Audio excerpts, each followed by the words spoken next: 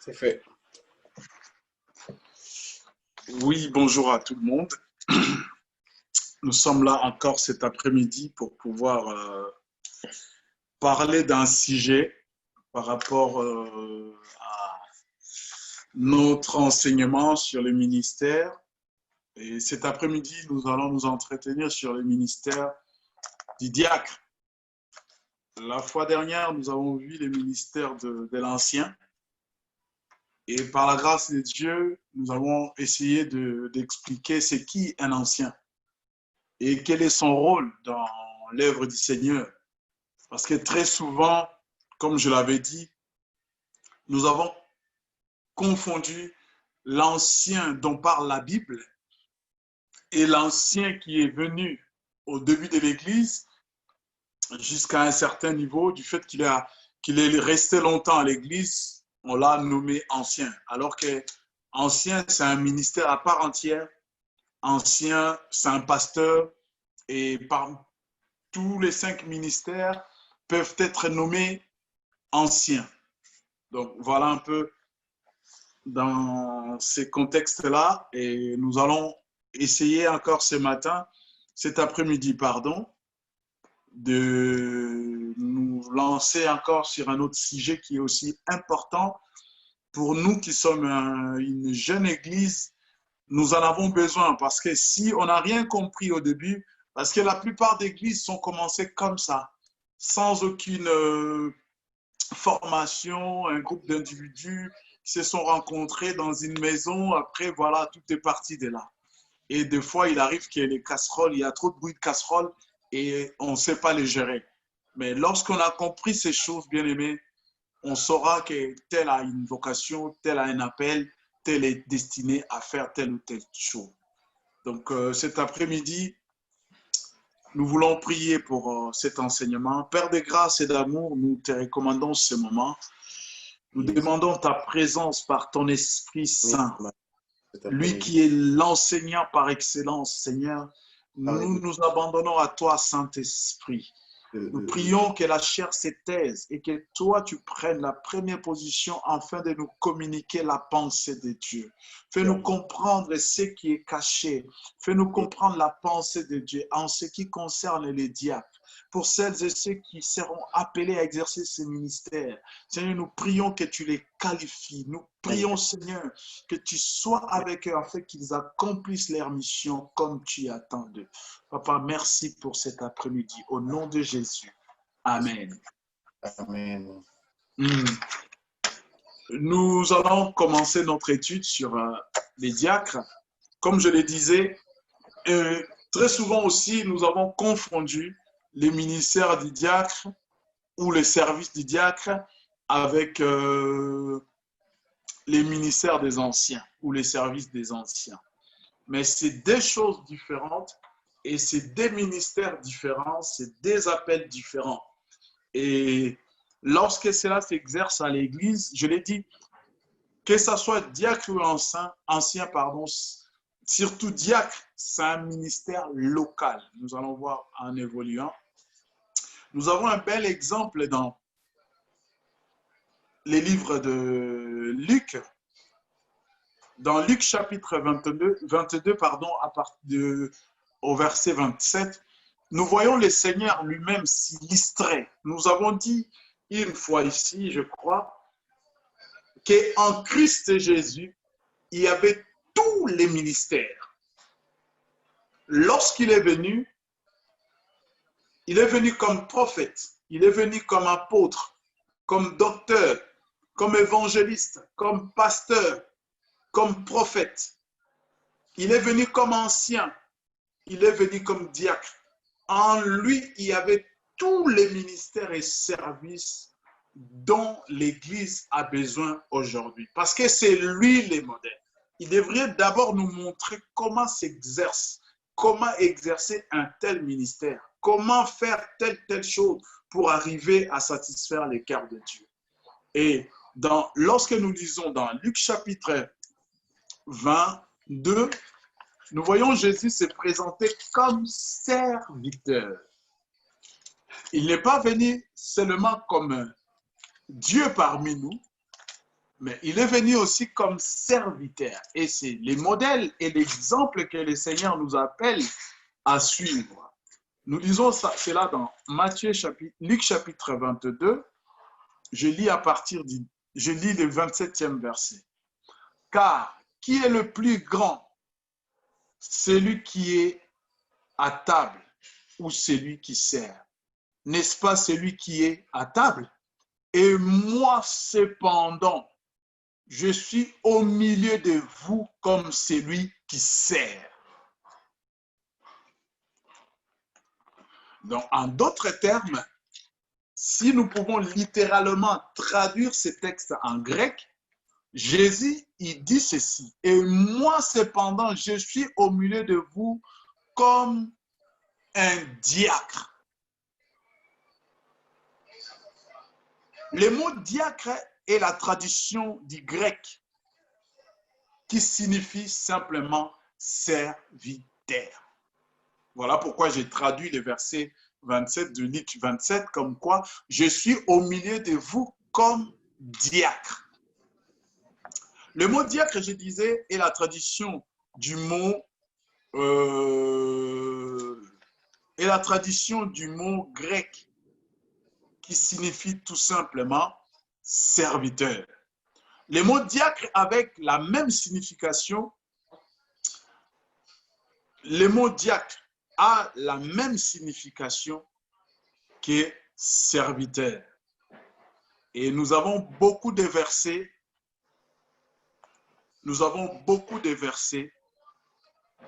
qui illustrent dans ce sens-là. Le mot diacre est la tradition du mot diaconat qui signifie serviteur. Voilà. Le mot diacre est la tradition du mot grec qui signifie, du mot grec diaconat qui signifie serviteur.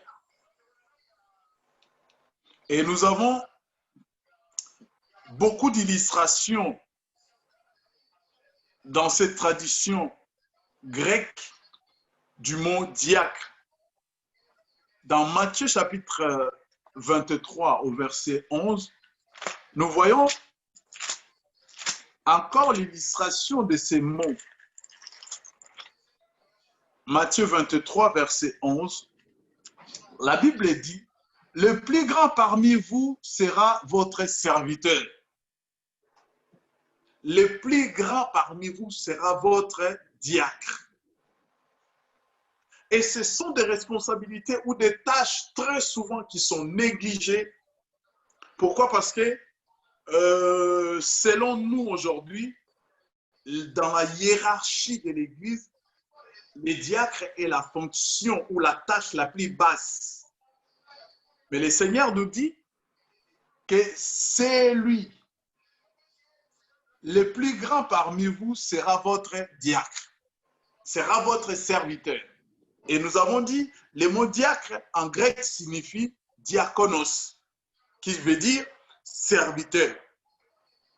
Et nous avons encore des illustrations, là où nous sommes toujours, dans Matthieu chapitre 20, verset 26. La Bible dit ceci. Il en sera de même parmi vous, mais quiconque veut être grand parmi vous sera votre diacre. Vous voyez, très souvent, même lorsque nous parlons de certains hommes de Dieu qui ont des grandes églises locales, nous les appelons grands, abusivement ou par ignorance, je ne sais pas. Mais lorsque le Seigneur il parle, il dit, celui qui veut être grand parmi vous sera votre serviteur, sera votre diacre. Et en évoluant, nous allons voir à quoi consiste le travail d'un diacre. Et il y a beaucoup de passages comme ça. Vous pouvez noter Jean chapitre 2, verset 5, verset 9 aussi. Romains 13, 14. Romains 15, 8. Jean chapitre 2, 5 et 9. Romains 13, 4. Romains 15, 8. 1 Corinthiens 3, 5. 2 Corinthiens 6, 4.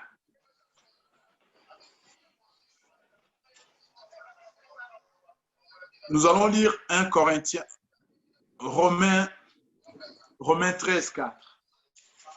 Romains 13, 4. Je vais lire d'abord 1 Corinthiens 3, 5 parce que je suis à côté.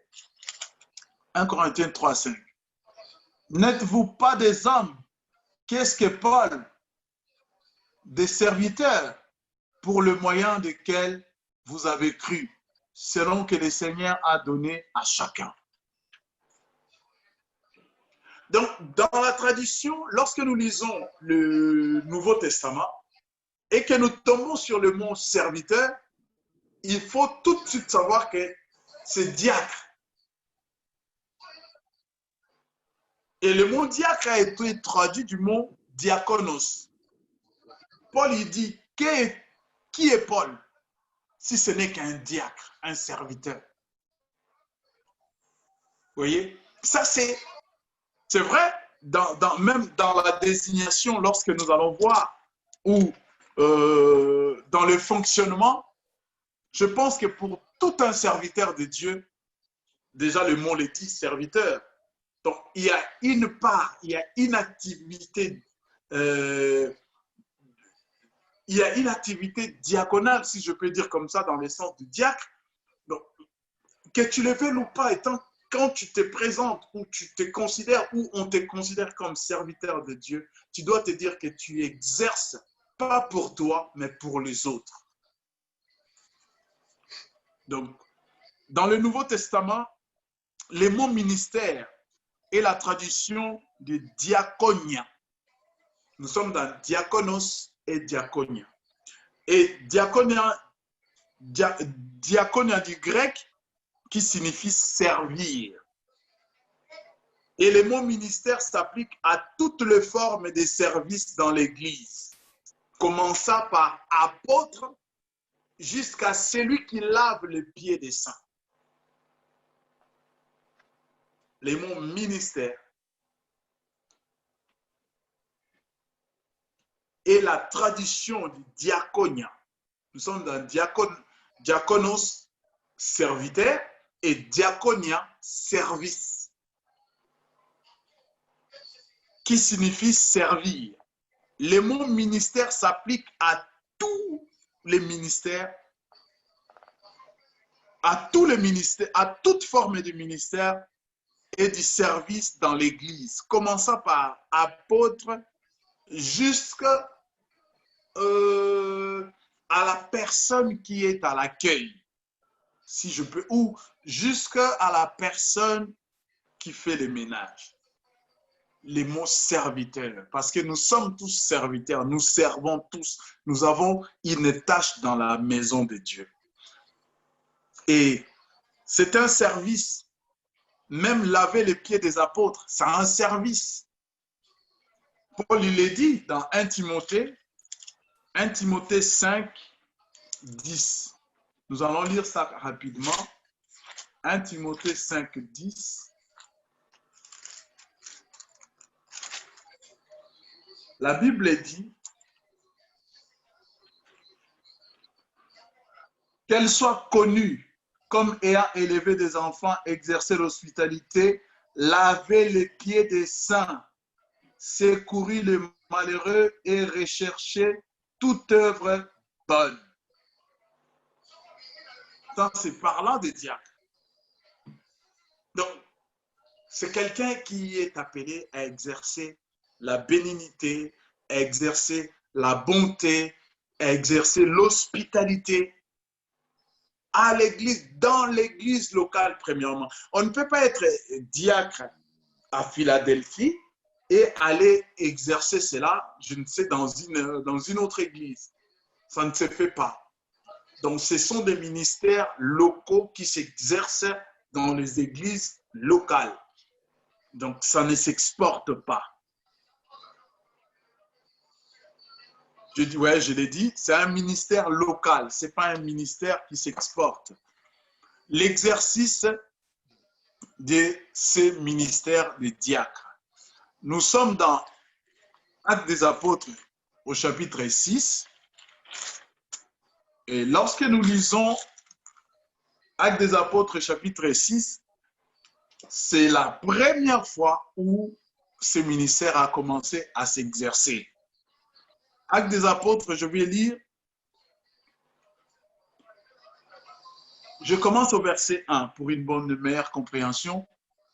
En ces jours-là, comme les disciples se multipliaient, les hellénistes murmurèrent contre les Hébreux parce que leurs veuves étaient négligées dans les services quotidiens. Les 12 convoquèrent alors la multitude des disciples et dirent, il ne convient pas que nous délaissons la parole de Dieu pour servir aux tables. C'est pourquoi, frères, choisissez parmi vous 7 hommes de qui l'on rend un bon témoignage, virgule, remplis de l'esprit et de sagesse, virgule, excusez-moi, et nous les chargerons de cet emploi. Pour nous, nous persévérerons dans la prière et dans les services de la parole. Ces discours plut à toute la multitude. Ils élirent Étienne, homme plein de foi, et d'esprit saint, Philippe, Prochor, Nicanor, Timon, Parménas et Nicolas, prosélytes d'Antioche. Ils les présentèrent aux apôtres qui, après avoir prié, leur imposèrent les mains. La parole de Dieu, on s'arrête au verset 6. Ce ministère est né, je l'ai dit bien aimé, je le répète encore, tous les ministères, Dieu les donne pour le perfectionnement des saints, pour amener l'Église à atteindre la perfection, pour amener l'Église à comprendre et à vivre dans la volonté de Dieu. Et tous ces ministères, Dieu les donne selon les besoins d'une Église à une autre. Il y a des églises aujourd'hui, ils n'ont pas besoin d'apôtres. Il y a des églises aujourd'hui, ils n'ont pas besoin de prophètes ou de docteurs. Mais tous ces ministères qui sont donnés à l'Église sont donnés par rapport aux besoins de l'Église. Ça, il faut le noter. Et nous sommes ici, dans cette configuration, dans ce qui nous est raconté dans Actes des Apôtres. Il y a eu une discussion, de murmures entre un groupe de peuple qui considéraient que leurs veuves n'étaient pas bien considérées par rapport aux autres. Et sur ce, à lire ces récits, c'est comme si, pas comme si, mais les apôtres, ils n'étaient pas focalisés seulement à la parole. Ils essayaient de faire les deux, et la parole et servir aux tables. Et quand cet événement s'est produit, ils se sont concertés. Et dans cette concertation, il est sorti qu'ils devraient choisir parmi le peuple. C'est le peuple qui devrait choisir parmi eux des gens qui ont le Saint-Esprit et qui ont un esprit de sagesse. Disons, les gens qui ont un bon témoignage. Et du coup, on les a présentés aux apôtres. Qu'est-ce qu'ils ont fait? Ils ont prié, ils les ont recommandés à Dieu. Après, ils leur ont imposé les mains pour qu'ils exercent leur ministère. Vous voyez comment c'est simple? Il n'y a pas de tralala, il n'y a pas de...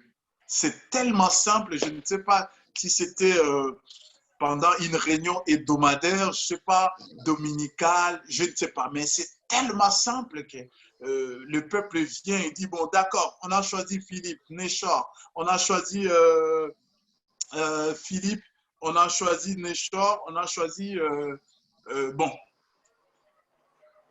voilà, on vous le présente. On a choisi Étienne, on vous le présente. Et sur ce, les apôtres ont tout simplement prié et ils les ont imposé les mains. Et ils se sont retirés de la table. Ils leur ont laissé la table de s'occuper de la distribution de tout ce qui était extra-évangile. Et voilà comment Dieu fait des choses des fois dans la simplicité, mais il veut que les choses soient bien faites. Et je disais, dans l'exercice, les diacres doivent d'abord être un serviteur. Les diacres doivent servir. Dans le sens des mots, diaconia qui veut dire service et diaconeo qui veut dire servir. Selon acte 6, 1 à 6. Un diacre peut évoluer. Nous avons vu, lorsqu'on parle d'Étienne ou de Philippe, on dit des prosélytes d'Antioche. C'est-à-dire, ils prêchaient l'évangile. Ils prêchaient l'évangile. Et il n'est pas étonnant, c'est véridique et biblique qu'un diacre puisse aussi apporter la parole de Dieu. Donc, voilà. Je disais, un diacre peut évoluer jusqu'à devenir prédicateur de l'évangile. Exemple d'Étienne et de Philippe. Et les femmes aussi ont exercé ces ministères. C'est un ministère où il est vraiment écrit noir sur blanc, diaconesse, diacre.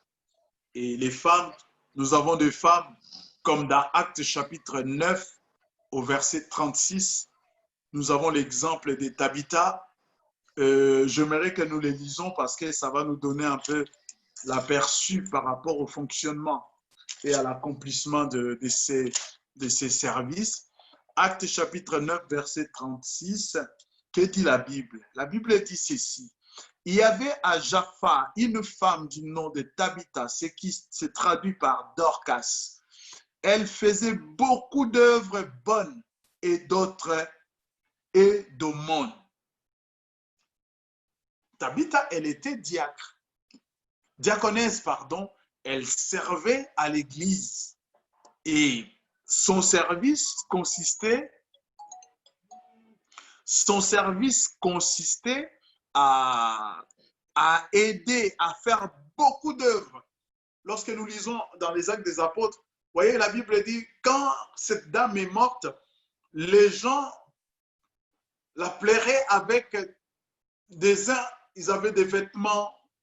Il y avait quand même un symbole, chacun avait un symbole, quelque chose qui rappelait les activités, qui rappelait le rôle que jouait cette femme à l'église de Jérusalem.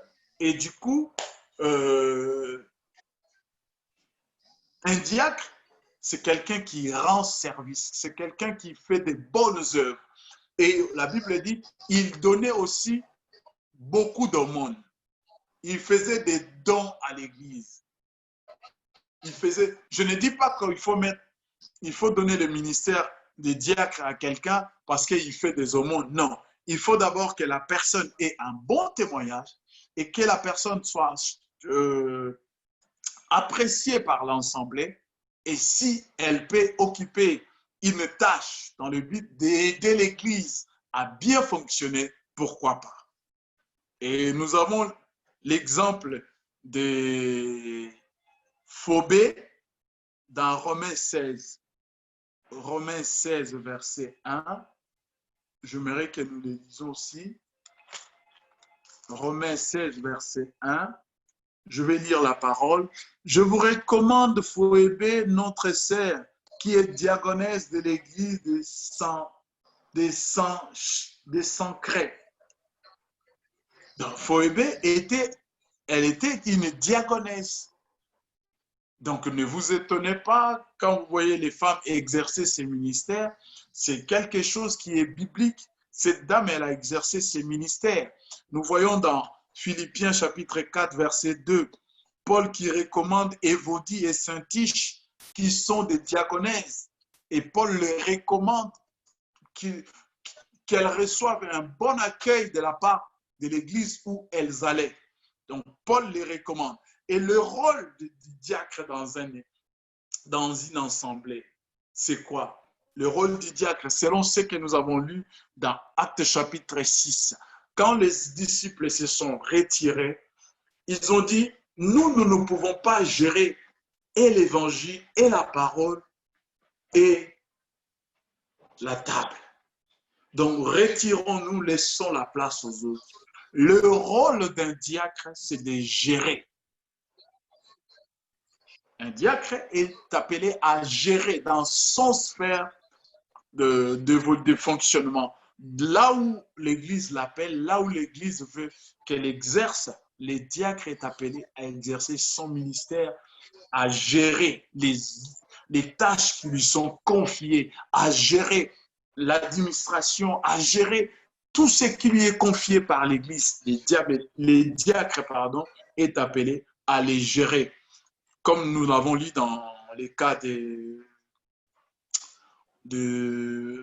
Tabitha, nous voyons que les diacres sont appelés aussi à faire des bonnes œuvres et à donner l'aumône. Et dans Romains 16, 1, nous voyons que les diacres sont appelés aussi à aider et à assister. Quand on est appelé à être diacre, donc on est appelé à aider l'Église et à assister l'Église. Quand on parle de l'Église, on voit le corps du Christ en général et on voit chaque enfant de Dieu en particulier. Ça, c'est le rôle de diacre. C'est ce que l'Église a besoin aujourd'hui. Les diacres qui savent prendre soin des brebis du Seigneur. Les diacres qui savent aider les brebis du Seigneur. Quand je parle d'aider, c'est dans tous les domaines physiques, que ce soit physique, spirituel, voire même financier, pourquoi pas, moral. Et voilà pourquoi la Bible dit que cette tâche devrait être occupée par des personnes qui ont l'esprit du Seigneur, qui sont remplies de l'esprit du Seigneur. Et, excusez-moi, cette tâche devrait être accomplie par des gens qui ont l'esprit de sagesse. Et tant que diacre, attends-toi à ce que les couples auront besoin de toi, les jeunes auront besoin de toi, les vieux auront besoin de toi, les chefs d'entreprise auront besoin de toi, les gens dans la société, dans l'église auront besoin de toi. Voilà pourquoi, des fois, quand on accomplit quelques services à l'église, bien aimé, il ne faudrait pas que vous viviez comme tout le monde. Il faudrait vous référer à ce que dit la parole par rapport à votre appel. Vous voyez? Donc, nous sommes appelés aujourd'hui, je dirais même à l'Église de Dieu, la psychologie occupe une grande place par rapport aux ministères qui sont dans l'Église.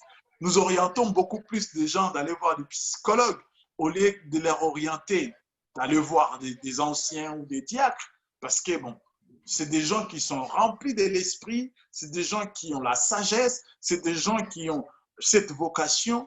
Pourquoi pas? La Bible dit, c'est pour aider l'Église, c'est pour assister, c'est pour apporter un plus dans n'importe quel domaine de l'Église. Donc voilà un peu. Et les critères pour les nommer, c'est là où nous allons en venir. Les critères sont dans 1 Timothée, au chapitre 3.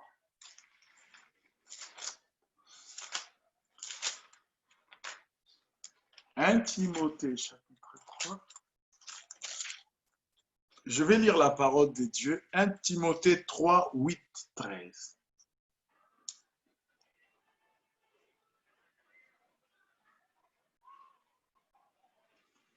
Les diacres, pareillement, doivent être respectables, éloignés de la duplicité, des excès de vin et des gains honteux, qu'ils conservent les mystères de la foi dans une conscience pure, qu'on les mette d'abord à l'épreuve et qu'ils exercent ensuite les diaconats s'ils sont sans reproche.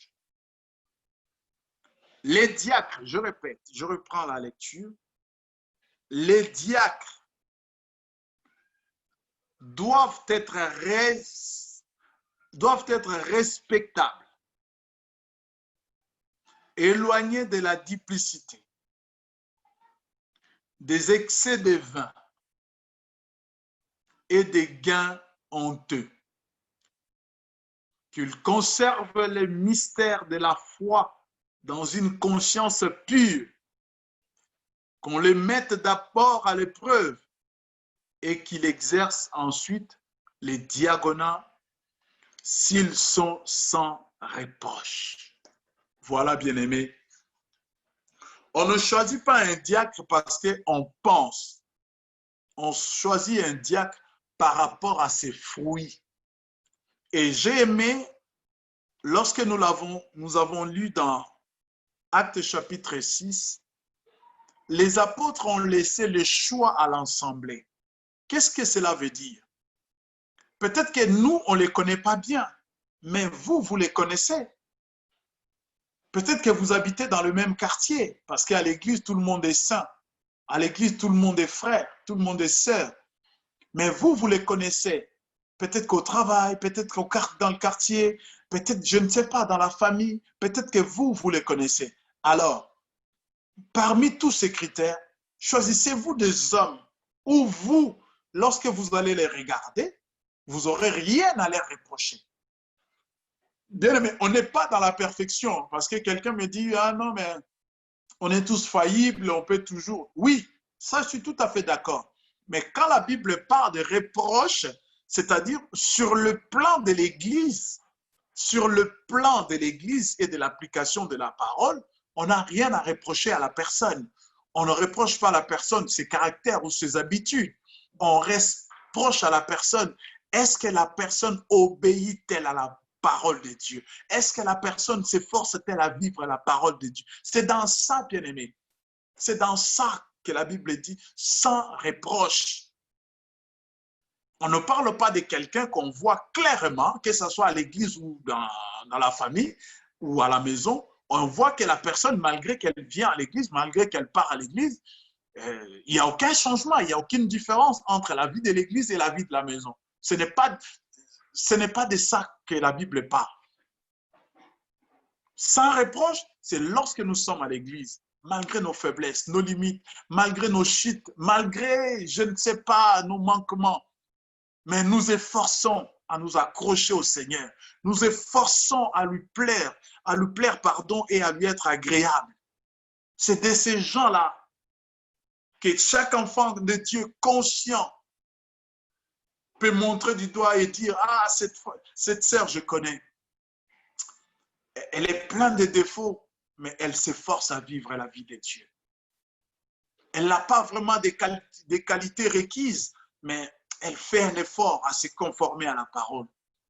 Je l'ai vu tomber à plusieurs reprises, mais elle s'efforce à se relever et à continuer la marche avec le Seigneur. C'est de cela, bien-aimé. Ce n'est pas de celui qui est tombé et il est resté tombé pour tomber et on compte jusqu'à 3, abandon et tomber.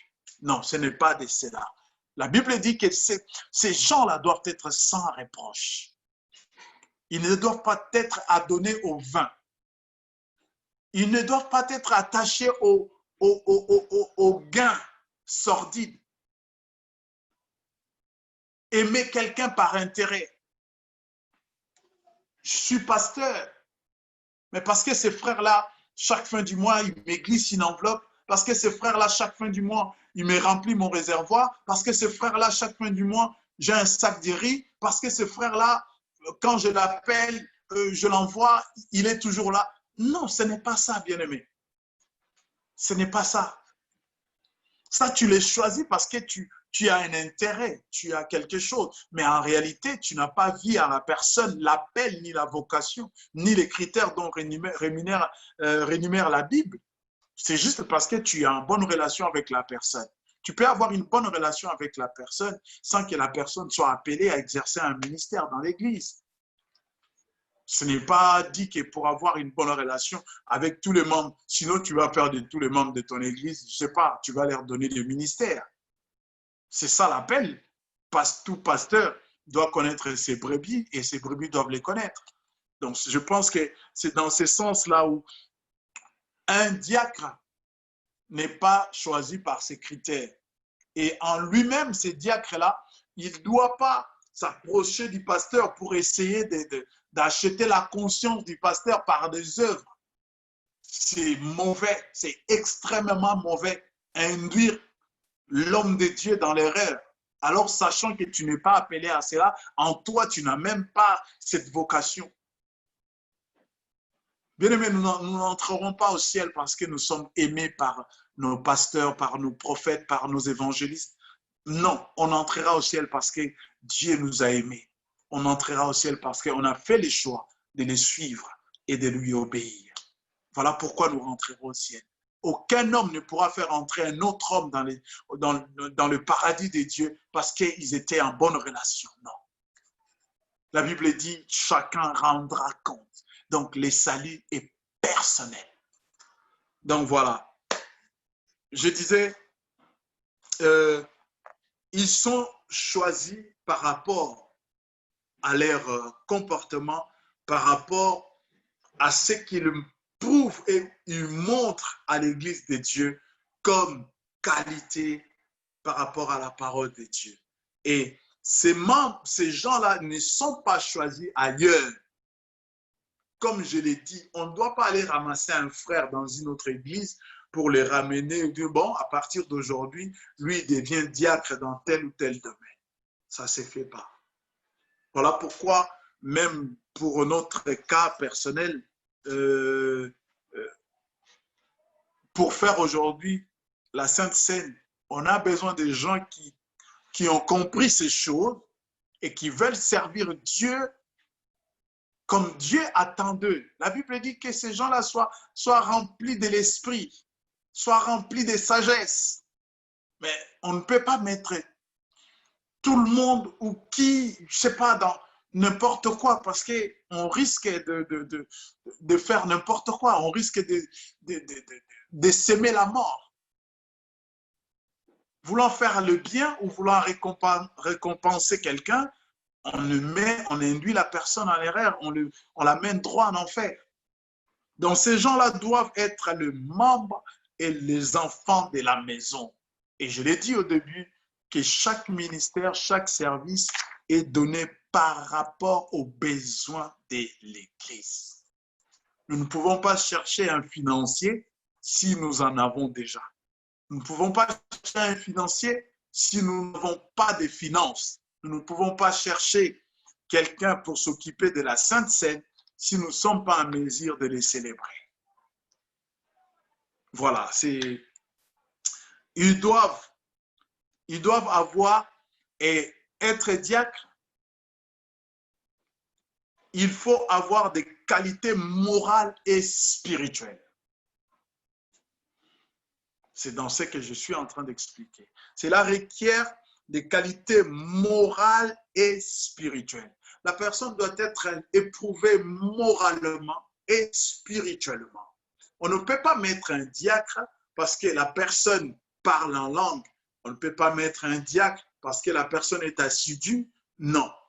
Il faut que la personne ait l'assiduité et le parler en langue. Il faut que la personne ait un bon témoignage au niveau de celles et ceux qui les connaissent, un bon témoignage à l'Église, malgré, même si on peut lui reprocher, dire qu'il est comme ça, mais lorsque nous savons qu'il essaye de marcher dans la voie de Dieu, c'est ce qui est important et le Seigneur n'est pas contre cela. C'est un ministère c'est un ministère qui est exercé selon le besoin de l'Église, comme je viens de le dire.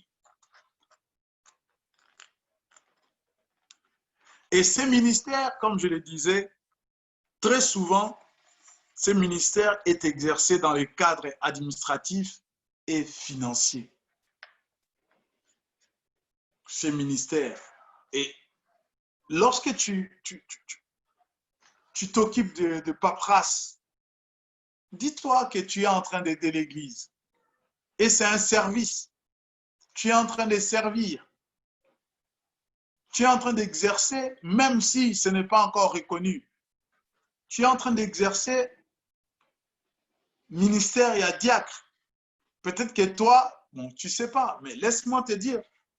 Et en cela, si aujourd'hui tu te rends compte, tu dois te tenir à carreau. Tu n'es pas, tu dois être un modèle, un exemple.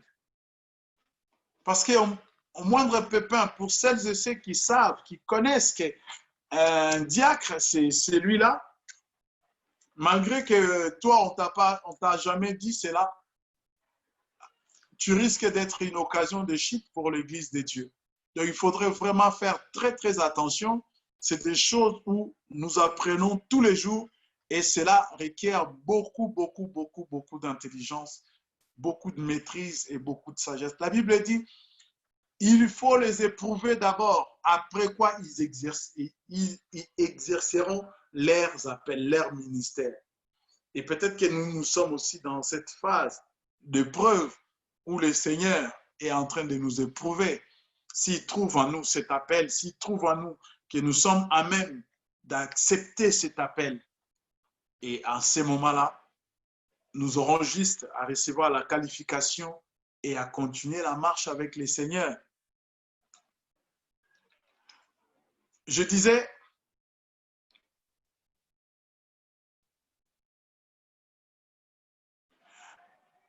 dans une église, il y a de l'ordre, de nombreuses tâches sont à pourvoir comme autant de besoins auxquels il faut faire face. Il y a beaucoup de ministères, il y a beaucoup de tâches à couvrir dans une église.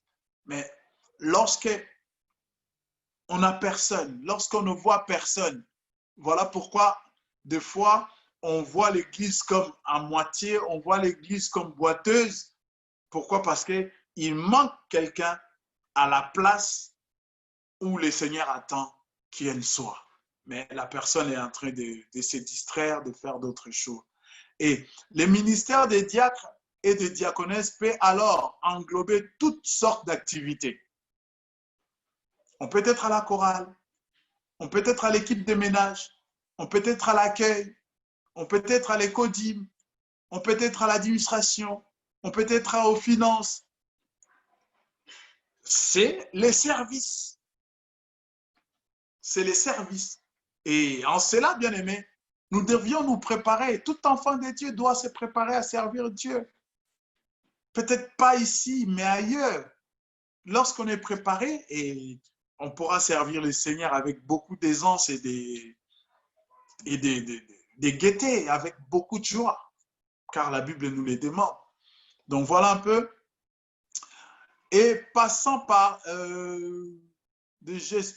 d'activité de la gestion financière en passant par la responsabilité des travaux d'entretien allant jusqu'à responsabilité des œuvres de secours ou de l'organisation des actions de l'Église dans de nombreux domaines.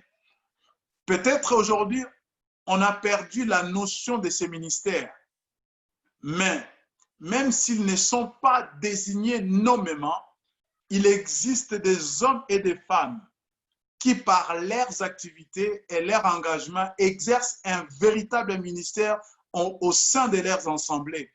C'est ce que je disais, bien-aimé. Peut-être que tu n'es pas au courant. Tu es en train d'exercer ces ministères, ces services, mais toi, tu n'es pas au courant. Mais c'est ce que tu fais, c'est ce que la Bible voit en toi, c'est ce que le Seigneur voit en toi, et c'est ce que la Bible dit. Tu obéis juste à la parole de Dieu. Le Seigneur les reconnaît comme tels et les honore. Dans 1 Timothée 3,13, car ceux qui remplissent convenablement leur ministère s'acquièrent un rang honorable et une grande assurance dans la foi en Jésus-Christ.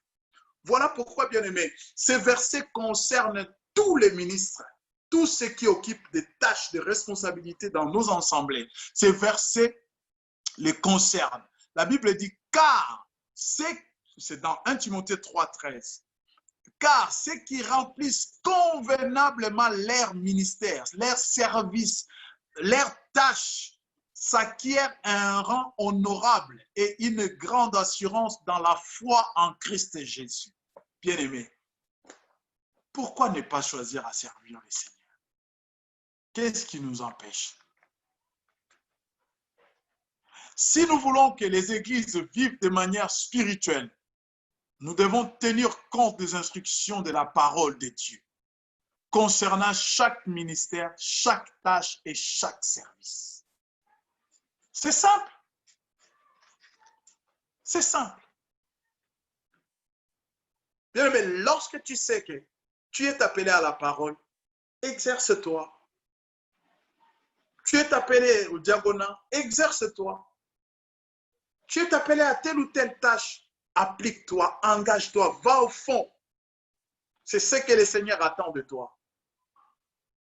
Il attend ton engagement. Il veut voir ton engagement. Et la Bible dit, ceux qui s'exercent comme ça acquièrent une grande notoriété et le Seigneur le bénisse. Donc voilà, il est nécessaire de respecter l'harmonie du corps du Christ concernant la place et la fonction de chaque membre du corps, de celui qui nous semble le plus petit comme celui qui nous paraît le plus important. 1 Corinthiens 12, 12 à 31, lorsque Paul essaie d'illustrer l'Église comme le corps du Christ, comme notre corps humain.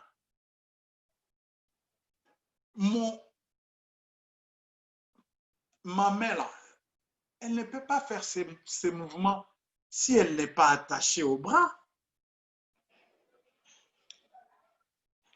Mon doigt là, il ne peut rien faire si les muscles sont sectionnés. Et c'est comme ça, il faut du respect et de la considération. Je dis, même celui qui lave les pieds des saints, il doit être considéré à sa juste valeur.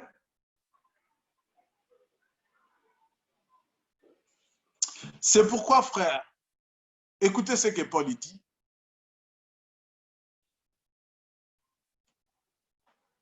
C'est pourquoi, frère, choisissez parmi vous 7 hommes de qui l'on rend un bon témoignage, qui soient pleins d'Esprit Saint et de sagesse, et que nous chargerons de cet emploi.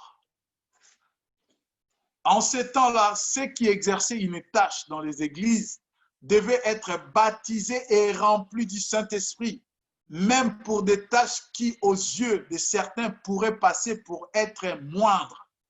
Aujourd'hui, il est courant de confier des responsabilités à des personnes dont non seulement les qualités spirituelles ne sont pas éprouvées, mais qui ne sont pas remplies du Saint-Esprit. C'est un danger. C'est un danger. C'est un danger. Bien aimé, je vais dire une chose, c'est une parenthèse. Il n'y a pas d'âge pour être rempli du Saint-Esprit. Il n'y a pas d'âge. Retenez ceci, il n'y a pas d'âge pour que le Seigneur te remplisse du Saint-Esprit. Si tu as loupé la plénitude du Saint-Esprit et aujourd'hui, tu sens l'appel de Dieu, tu sens que Dieu t'incite, te pousse, tu sens quelque chose bouillonner en toi, cherche d'abord la plénitude du Saint-Esprit, bien-aimé. Jésus a dit aux apôtres, mais vous ne vous éloignez pas de Jérusalem, parce que vous recevrez une puissance. Le Saint-Esprit survenant sur vous, c'est alors que vous serez mes témoins. Bien-aimé, lorsque nous remplis du Saint-Esprit, c'est alors qu'on peut servir Dieu. Si tel n'est pas le cas, bien-aimé, conseil particulier, conseil des frères, n'osez pas entrer dans les ministères. Et si vous vous y êtes déjà, il n'y a pas d'âge pour que le Seigneur vous remplisse de son esprit. Il n'y a pas d'âge. D'ailleurs, c'est son souhait, c'est son vœu le plus ardent que nous soyons remplis pour que nous puissions exercer l'appel, la vocation et le ministère pour lesquels il nous a établis sur la terre. Nous en avons besoin. En ces temps-là, Paul a insisté que ces gens-là devraient être remplis du Saint-Esprit. Et a fortiori à notre temps où les réseaux sociaux battent le plein. Donc, on a intérêt. Pour aller loin, pour servir les seigneurs, il nous faudrait être remplis du Saint-Esprit. Et lorsque nous avons des gens comme ça au milieu de nous, nous bénissons les seigneurs, nous prions pour que ces gens-là prennent des activités, prennent des ministères afin de les exercer avec beaucoup d'engagement et de dévouement pour la gloire de notre Dieu.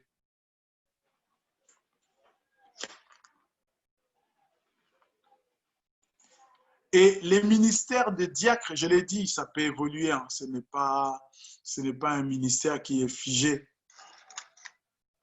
Nous voyons dans Actes chapitre 6, à partir du 8e verset, la Bible dit « Étienne, plein de grâce et de puissance, faisait des prodiges et des grands miracles parmi le peuple. » Étienne, que nous avons vu dans le même Acte, à partir du chapitre 1er verset, Étienne a été choisi comme diacre. Il était rempli du Saint-Esprit. Diacre, mais rempli du Saint-Esprit. Mais aujourd'hui, nous avons même des pasteurs, même pas remplis, même pas à moitié, même pas au niveau de cheville. Et nous en avons besoin pour l'Église de Jésus. Quelques membres de la synagogue dite affranchie, de ces Syriens et de celles d'Alexandrie, avec des Juifs de Sicile et d'Asie, se mirent à citer avec lui, mais ils ne pouvaient résister à sa sagesse et à l'esprit par lesquels il parlait. Nous avons besoin de sagesse. Tu ne peux pas être un homme de Dieu. Quand tu ouvres ta bouche, les gens ils ferment leurs oreilles. C'est pas ça. C'est pas ça, la sagesse. Et c'est un don de Dieu. Ça se demande. Dieu donne la sagesse à qui il lui demande. Dieu donne la sagesse. Et l'esprit de même. Et l'esprit gratuit. Gratuit. Donc, il y a plein d'exemples comme ça. Lorsque nous lisons encore dans Actes chapitre 8, nous voyons que Philippe, étant descendu dans la ville de Samarie, il prêcha le Christ. Les foules tout entières étaient attentives à ce que disait Philippe lorsqu'elles apprirent et virent les miracles qu'il faisait. Donc, voilà, nous avons besoin dans ces services d'être remplis du Saint-Esprit bien-aimé. Donc, je pense que pour aujourd'hui, par la grâce de Dieu, les diacres et ceux qui sont appelés à exercer ces ministères, par la grâce de Dieu, nous avons compris un peu comment s'exercent ces ministères et comment Dieu appelle et qualifie ces ministères. Nous sommes appelés, bien-aimés, à servir Dieu partout là où il nous appelle. La Bible dit, le plus grand parmi vous, le plus petit parmi vous sera le plus grand dans le royaume. Moi, je vais être le plus petit parmi vous pour être le plus grand dans le royaume. La grandeur, la vraie, ce n'est pas celle que nous, on imagine. La vraie grandeur est auprès du Seigneur. La vraie grandeur est lorsqu'on comprend et on s'efforce à vivre dans la volonté de Dieu. C'est ça la vraie grandeur. La vraie grandeur n'est pas dans ce qui frappe l'œil. La vraie grandeur est dans l'humilité et dans la présence de Dieu. Que Dieu vous bénisse. Passez un excellent week-end et à samedi prochain.